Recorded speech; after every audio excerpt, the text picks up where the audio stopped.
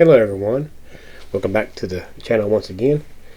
This is the second part of the fifth video on my grow bed system here.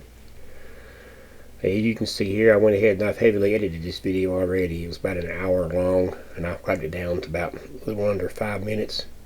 Didn't think you guys wanted to see me doing all these cuts and stuff. Here I'm walking around. I was talking to the camera, but I just figured I'd just go ahead and dub over the audio to make sure I can get to everything when I finish laying everything out.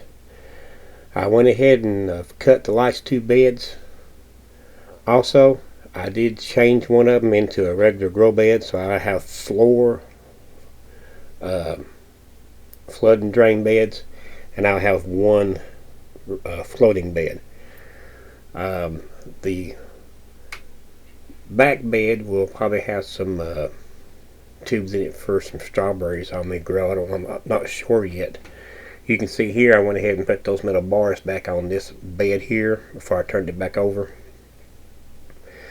These are pretty much going to be where they're at. I do got to level and straighten these up. I'm also going to paint these, probably a color for the metal frame and a color for the totes. So please drop your suggestions down below. I'd much appreciate it. And that's pretty much about the update for the system so far. And hopefully here, maybe by the weekend, I will start plumbing it in, or at least getting the products to plumb it in.